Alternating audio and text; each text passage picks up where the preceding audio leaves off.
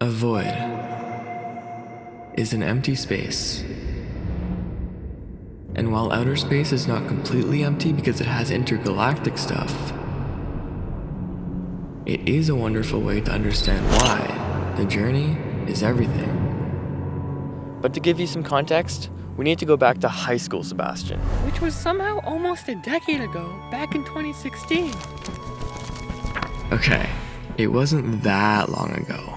2016 was a pivotal year for two big reasons. For one, while it wasn't the first time I had picked up a camera, which was approximately 8 days after I was born, it was the year that I really started my journey as a visual creator, shooting photos and making movies. And let's just say that everyone starts from zero. I don't even remember making some of these projects. And reason two was because I did a career quiz, which told me that since I like science, math, and money, I should be a mechanical engineer. This was the start of two journeys. Getting better at math and science during the day, learning how it actually applies to the real world, and learning new things about cameras and creating visuals at night. But something I quickly realized was how much crossover there is between the numbers and the cameras, which only fueled me to learn more about the sciences and shooting. More on that later. But at this point, as the path into engineering started to take shape, by figuring out high school classes, and of course how to incorporate unnecessarily technical jargon into everyday conversations to make myself sound more epistemologically and photosynthetically enriched. And British? I also discovered the know-it-all stereotypes about engineers, how they're often seen as the leaders of innovation, and I thought, that's gonna be me someday. But I also heard, Oh, you're going into Eng, bro? I heard that stuff is wicked hard. Could not be me. Get ready to stay up for 5 years straight. And good luck not getting absolutely crushed. which, of course, only made me fantasize more about this different, smarter, sexier, engineerified version of myself. And whenever I thought of a genius idea or someone presented me with a big problem, I would delegate it to future, leveled up engineering me. Also, have you heard about how bad inflation's getting? Someone needs to do something. Oh, yeah, it's not looking good. But don't worry, I'll figure it out. In a few years, once I'm an engineer. All this planning and dreaming was similar to starting as a creator. I would go out to capture something while dreaming of a perfect end result in my head. And while I would have a blast in the process of creating it, the perfect vision would remain a dream compared to my actual result. The joy of the journey kept me going, but I would tell myself, once I get that full frame camera, then my shots will be stellar.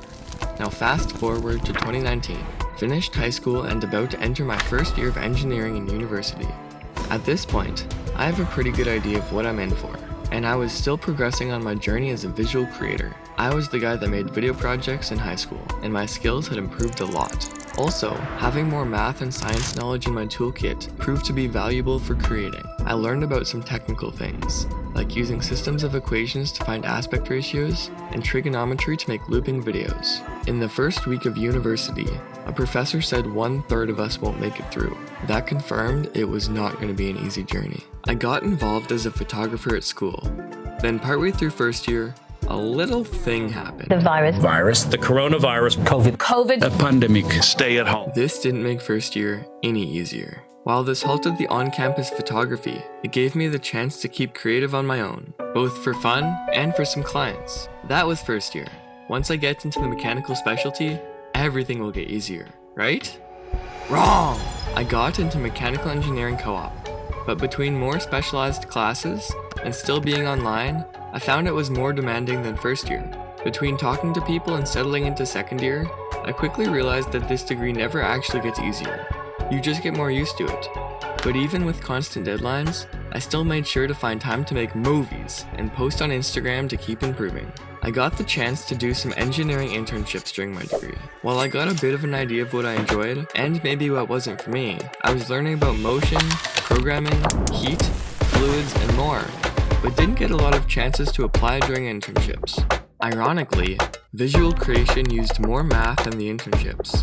From trigonometry to geometry to algebra to applications of the Nyquist sampling theorem, I used my knowledge to make movies. Just to be clear though, I'm glad I got experience through co-op.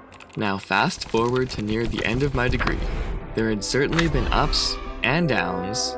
I extended my degree, which was an epic move as it allowed me to finish strong and enjoy what I thought was the end of the journey. This was by far my most fun and successful semester yet. But when I finished my last final, I had a bit of a revelation. I don't want to say anything for certain because I hate celebrating early, but there's a chance I just wrote my last final exam of my degree in mechanical engineering. I was still just the same curious kid that liked science, math, and money. There was no magical transformation into an engineerified me. For the past 5+ years, I'd put this degree on a pedestal. It was the light at the end of the tunnel. But now that I had reached it, the light was actually a void with nothing in it. No more school or work set up yet, just a future to figure out.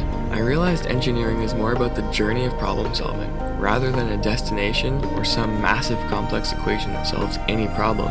Looking at you, Navier-Stokes. I still had no idea what I wanted to do. I was counting on the paper degree and iron ring to wash me in a wave of clarity. This whole journey is similar to that of a creator. While there are ups and downs and lessons to learn, there is often no single aha moment, but rather a continuous story that you make, which is why appreciating and enjoying the journey, regardless of where you're at, is so important.